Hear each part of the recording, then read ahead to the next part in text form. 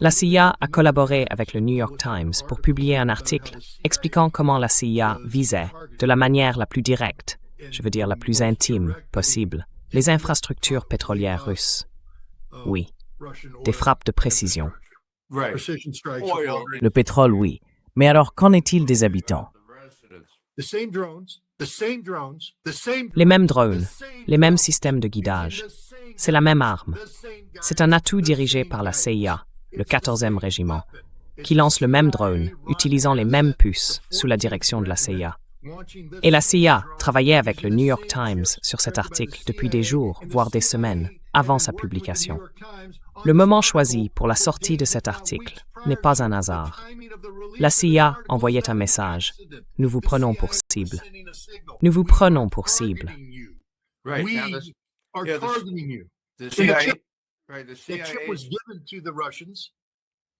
La puce a été remise aux Russes quelques jours après que Trump a traité Poutine de menteur, après qu'il a déclaré que rien de ce que disaient les Russes n'était vrai.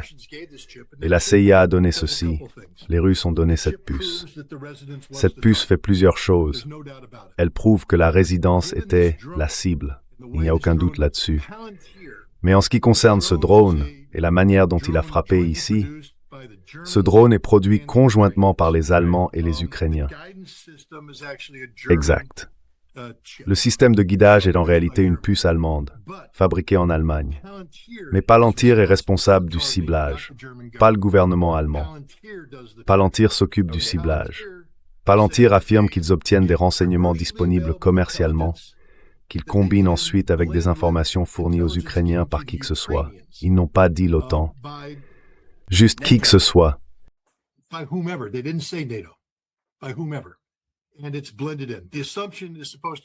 Et tout cela est intégré.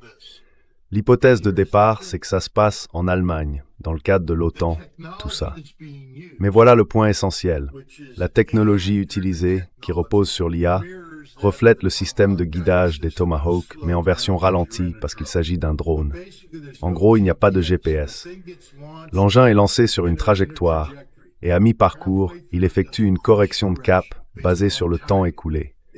Il active alors soit un radar, soit une caméra, prend une image qui est ensuite comparée aux données stockées dans le drone, puis s'aligne avant de poursuivre sa route. Mais d'autres données interviennent aussi. Vitesse du vent, conditions météorologiques, instructions pour contourner les réseaux de défense aérienne. Ce sont des informations recueillies uniquement par des moyens classifiés. Elles ne proviennent pas de sources commerciales.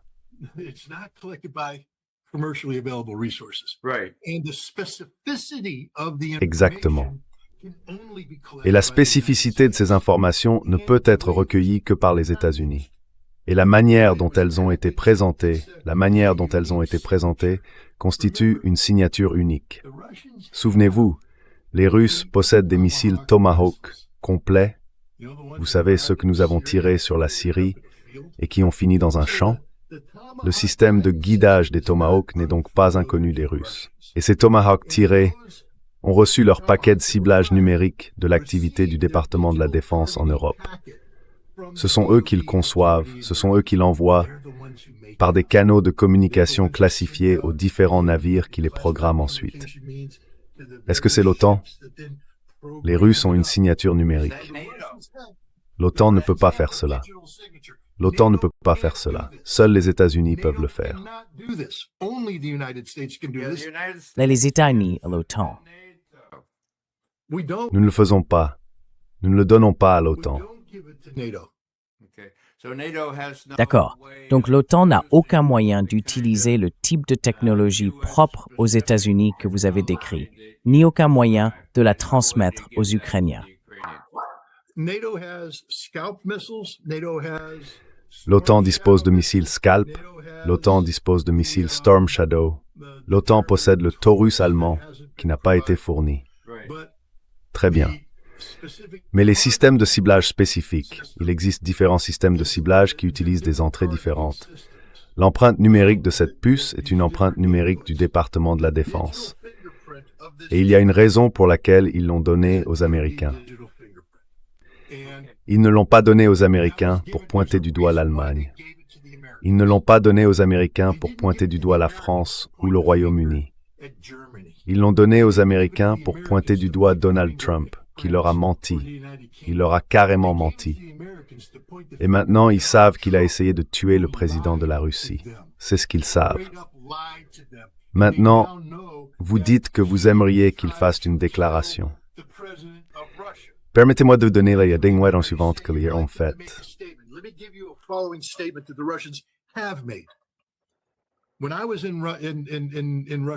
Quand j'étais en Russie en novembre, j'ai rencontré l'Institut Gorky. C'est un groupe basé à Saint-Pétersbourg. Karin Kneißl, l'ancienne ministre des Affaires étrangères d'Autriche, le dirige et il collabore étroitement avec le ministère russe des Affaires étrangères. À ce moment-là, nous essayions de voir comment nous pourrions inscrire le contrôle des armements à l'ordre du jour. Le gouvernement russe m'a très clairement fait comprendre qu'il n'allait pas parler de contrôle des armements. Il n'allait pas parler d'une reprise des négociations. Il n'allait pas parler de quoi que ce soit de nucléaire. Tout cela était passé sous silence en raison des prétendues communications étroites qui devaient avoir lieu avec les États-Unis sur cette question. En attendant, pendant qu'ils espéraient cela, Lavrov a dit qu'il ne décrochait pas le téléphone.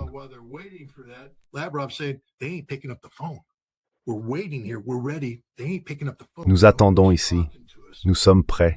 Il ne décroche pas le téléphone. Personne ne nous parle. Mais nous avons eu une idée. Nous allions faire des négociations fictives.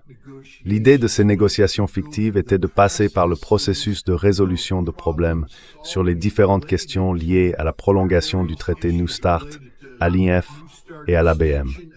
Et le gouvernement russe a dit « Nous aimons cette idée. C'est une bonne idée, car cela ne fait pas de politique. Mais cela permet de faire avancer les choses de manière positive. » Nous allions le faire à Saint-Pétersbourg, mener un effort similaire en parallèle aux États-Unis, réunir ces deux initiatives afin de pouvoir remettre des dossiers d'information au ministère des Affaires étrangères et au département d'État. Et tout le monde était d'accord.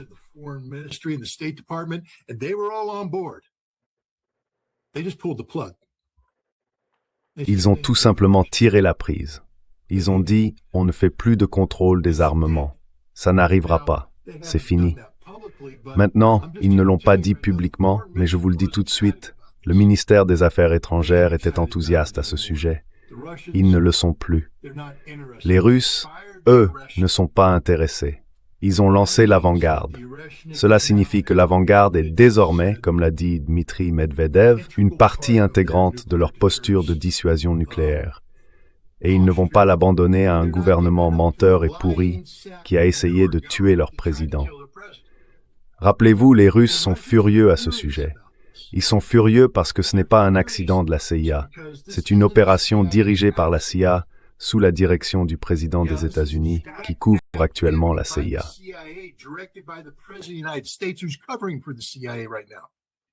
C'est l'interprétation russe. Je voulais aborder les spécificités et les détails de la frappe du Raznoye, qui a eu lieu en réponse à la tentative d'assassinat de Vladimir Poutine par la CIA et les États-Unis. Que s'est-il exactement passé? Le missile au Raznoye s'est abattu sur Lviv, juste à la frontière polonaise. Quelle est l'importance de cette deuxième utilisation de l'Raznoye et que s'est-il précisément passé?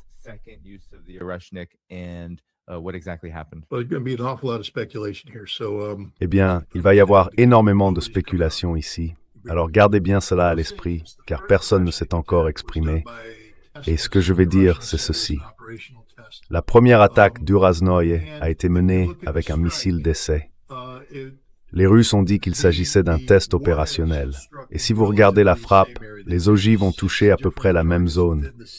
Ils ont choisi 6 cibles différentes dans un espace géographique restreint à Dnipro. Cette deuxième frappe du Raznoye a touché 6 cibles distinctes, physiquement séparées. Je pense qu'il y avait un atelier de remise en état d'aéronefs qui en a peut-être pris 3. Quand je dis 3, je veux dire 6. Les 6 sous-munitions, 3 ogives ciblées indépendamment, 6 sous-munitions, boum, boum, boum.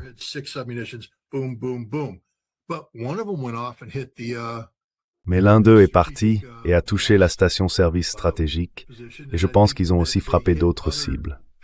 Ce que les Russes ont démontré cette fois, parce que les gens disaient « Non, ça arrive simplement et ce n'est pas précis », les Russes ont répondu « Regardez ça, voyez, ça se sépare. Maintenant, regardez ce qui se passe. » Les 6 ogives à ciblage indépendant partent et frappent 6 cibles distinctes. L'Urajnoï a une plus grande portée. Les Russes ont donc révélé un détail opérationnel très important sur l'Urajnoï, qu'ils ne se concentrent pas seulement sur une zone. Ce sont 6 ogives distinctes, ciblables et manœuvrables, qui frappent avec précision là où elles doivent aller. C'est aussi un signal que les Russes ont envoyé concernant leur capacité.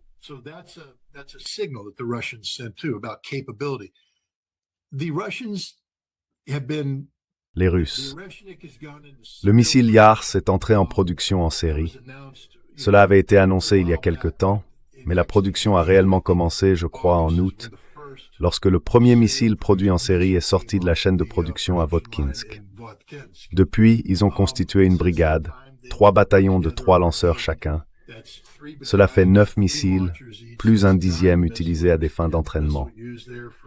Donc 10 missiles produits en série à Votkinsk entre août et novembre. En décembre, cette brigade est devenue opérationnelle.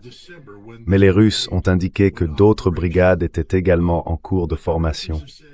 Le tir ne provenait pas d'une unité opérationnelle. Il a été effectué depuis Kapustin Yar.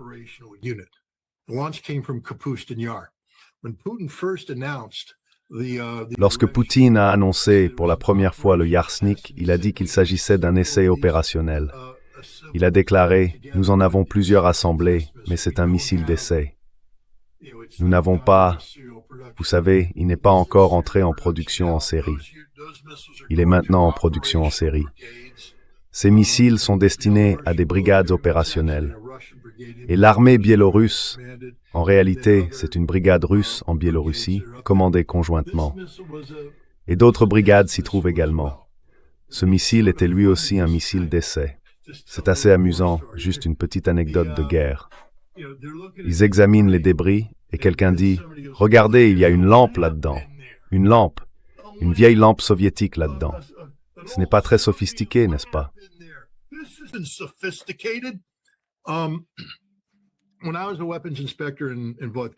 Quand j'étais inspecteur d'armes à Votkinsk, nous utilisions un appareil appelé dispositif de mesure des étages. On retirait le couvercle du missile et on était censé faire glisser le dispositif de mesure des étages à l'intérieur. Ensuite, il y avait des capteurs optiques. On mesurait l'écart entre les étages pour s'assurer que le deuxième étage n'était pas identique à celui d'un SS-20. Mais il fallait que ce soit éclairé. Donc là-dedans, ils avaient installé des lampes. Je me souviens, c'était un engin à propergol solide. Nous devions porter des vêtements antistatiques et, tu sais, nous mettre à la terre avant de nous approcher du missile. Je n'étais pas présent à ce test. J'aurais aimé l'être. J'aurais tout donné pour y assister. Mais j'avais un bon ami qui y était, John Sartorius. Alors ils font glisser l'appareil, ils travaillent, et tout à coup, la lampe là-dedans s'éteint. Il y a une surtension.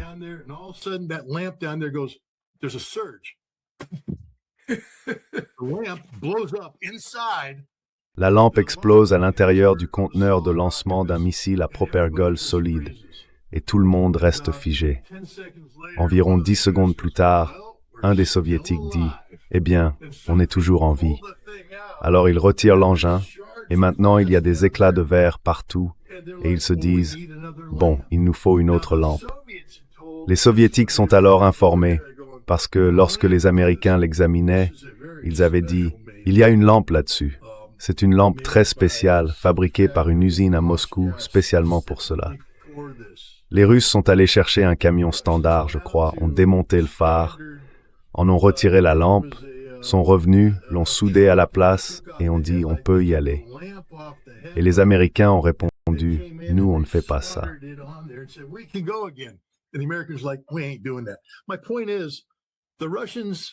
Mon point, c'est que les Russes, lorsqu'ils effectuent des essais, ont des éléments à l'intérieur qui sont en quelque sorte soudés, tu vois, juste pour les tests.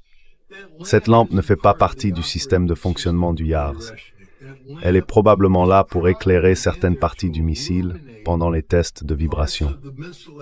Tu sais, Kapustin Yar dispose d'une zone tout-terrain où ils emmènent le lanceur, le font rouler un peu, puis le ramènent pour voir s'ils peuvent le redresser, vérifier si les gyroscopes se mettent en rotation, et effectuer tous ces tests afin que si quelque chose casse, ils puissent dire « Ah, attendez, il faut réparer ça ». Ensuite, ils le renvoient à l'Institut de technologie thermique de Moscou, ils y réfléchissent, trouvent des correctifs, l'envoient à Votkinsk où ils assemblent un missile d'essai, l'expédient à Kapustin Yar et le testent.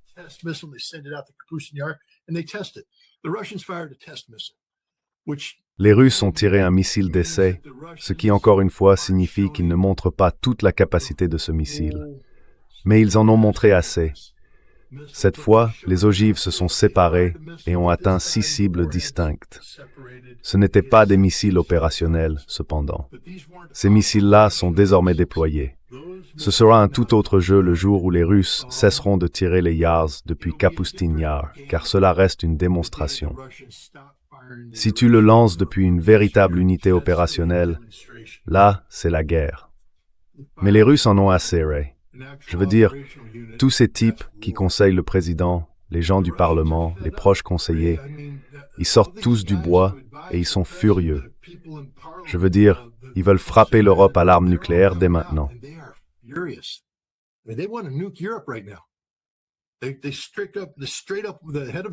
Le président de la commission de la défense au Parlement, en gros l'équivalent de celui qui dirige la commission des forces armées à la Chambre des représentants, a déclaré « Bombardons-les.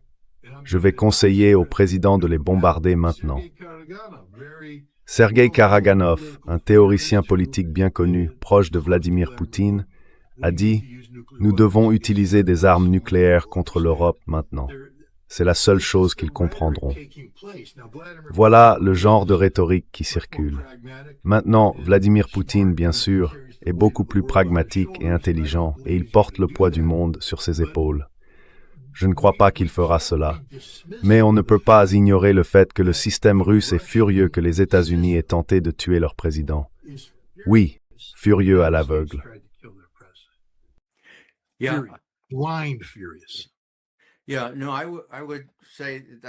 Oui, non, je dirais que c'est vraiment important. Et Karaganov, bien sûr, dit cela depuis, sinon des décennies, au moins plusieurs années. Donc il subit une certaine pression pour le faire, c'est-à-dire Poutine en subit. Et j'ajouterais simplement ici que je pense que c'est quelque chose de vraiment important. Il y a 10 ans, lorsque des journalistes américains et d'autres journalistes occidentaux étaient à Saint-Pétersbourg pour une grande conférence économique, Poutine les a invités à un petit briefing autour d'une table. Ils étaient une vingtaine, d'accord? Et ce qu'il a dit, c'est « Écoutez, je ne sais pas pourquoi vous ne prenez pas cela au sérieux, mais je vais vous dire ce que nous avons dû faire parce que les États-Unis ont rejeté toutes nos initiatives. »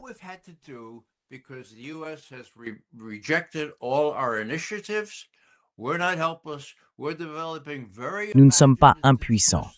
Nous développons des systèmes très imaginatifs contre lesquels les États-Unis ne peuvent pas se défendre. Maintenant, je ne m'attends pas à ce que vous écriviez cela dans vos journaux. Je ne m'attends même pas à ce que vous en parliez à vos rédacteurs. Et bien sûr, Poutine avait raison à ce sujet. Mais je vais vous dire de quoi il s'agit. Nous avons l'enregistrement de cela. D'accord? 2 ans plus tard, dans son discours sur l'état de la nation, Poutine s'est levé et a fait une démonstration de ces nouvelles armes sophistiquées, fondées sur des technologies différentes, qui devaient finir par entrer en service. Et maintenant, elles le sont, d'accord? Vous savez, non seulement l'avant-garde, mais aussi le Poséidon et bien d'autres.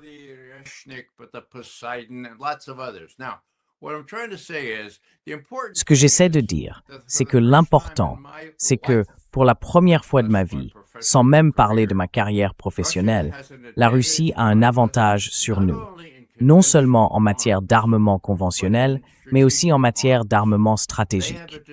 Ils disposent d'une force de dissuasion implacable. Ma question est la suivante. Pourquoi aucun service de renseignement, ni militaire ni autre, n'a reconnu cela et n'a dit au président des États-Unis « Écoutez, il faut admettre la réalité. Nous ne pourrons pas l'emporter face aux Russes, encore moins face aux Russes et aux Chinois. Pourquoi, Scott? Les gens ignorent-ils que les Russes ont désormais un avantage qu'ils n'ont jamais eu auparavant et que nous devrions cesser de provoquer l'ours?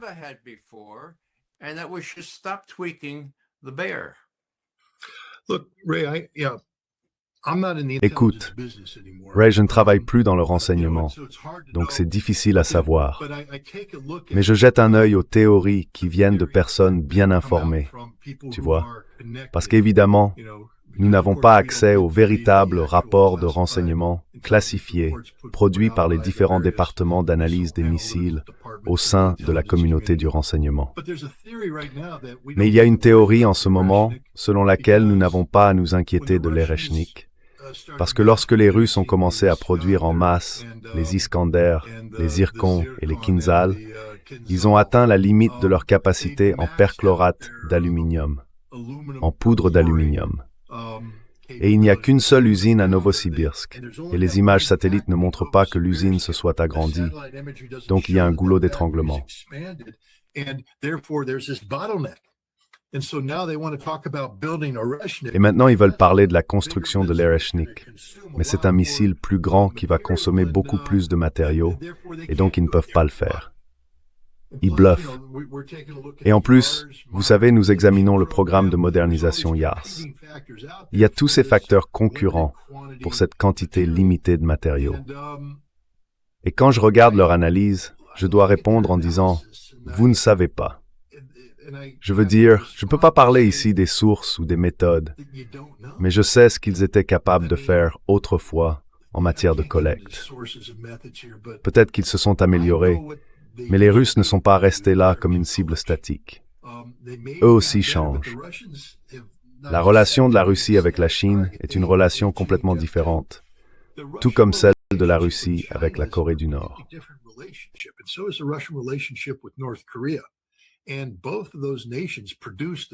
Et ces deux nations produisent les matériaux qu'elles affirment désormais être en pénurie, les matières premières. Tout ce que je sais, c'est que lorsque j'étais en Russie, quand je suis allé à Novosibirsk et à Ekaterinbourg, je n'avais bien sûr pas accès au côté classifié des choses.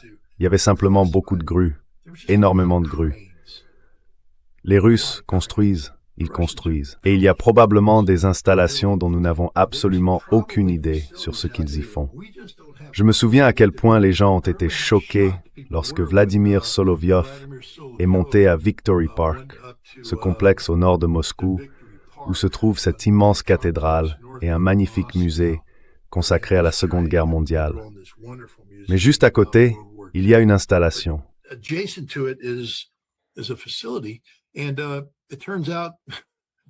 Et il s'avère que c'est là qu'ils mettaient en place l'unité de drone Birzbesnik. Ils l'ont fait à cet endroit pour éviter d'être repérés. Mais Solovyov a commis une erreur. Il a fait une vidéo et cela a permis aux gens de la géolocaliser. Et la voilà. Ce que je veux dire, c'est que je pense que la Russie regorge actuellement d'endroits où il se passe des choses dont nous n'avons absolument aucune idée. Je veux dire, la CIA est à l'arrêt. Elle n'a plus d'agents opérant à l'intérieur de la Russie, pas comme avant. Et vous savez, les satellites ne sont utiles que lorsqu'ils observent quelque chose. Si vous regardez un toit, vous regardez un toit. Ce n'est pas encore si perfectionné. On ne peut pas voir à travers un toit. En fait, c'est possible maintenant avec le radar et l'infrarouge.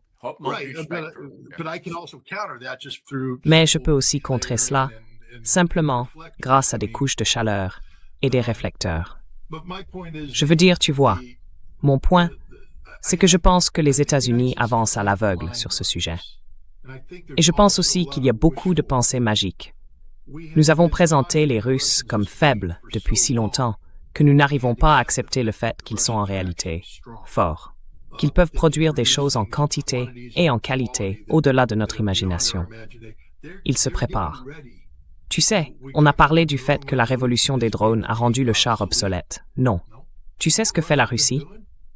Ils construisent un char doté d'une technologie anti-drone moderne et avancée intégrée. Et ils assemblent maintenant des forces blindées équipées de cette technologie pour percer.